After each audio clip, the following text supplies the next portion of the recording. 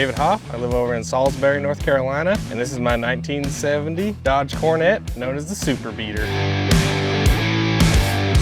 I call it my hoopty a lot of the times. It's just a hoopty, but it's kind of the essence of the poor touring movement. This is a second generation B body, so from 1968 to 1970.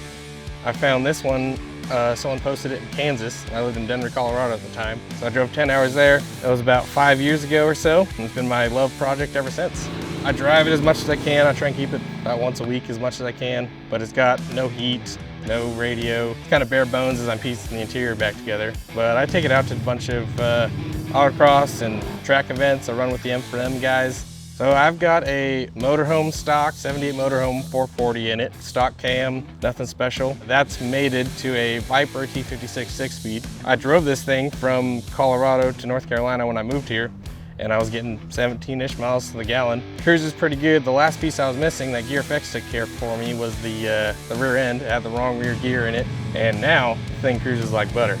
I had a separate center section that I needed to throw into this because the original gears were 323 open gears, and I needed a better gear ratio to match the transmission. I brought my old center section that was really crusty and gross, and that new Eaton true-trac over to these guys.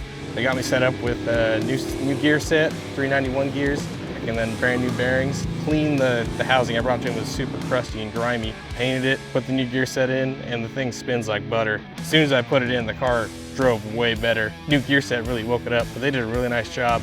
I tried to do it myself like 2 years ago. The pinion bearing I didn't get right, and it was howling at me. When I met these guys, I was like, all right, I'm just gonna let them handle it. They're the experts. I'm glad I did, because it turned out amazing.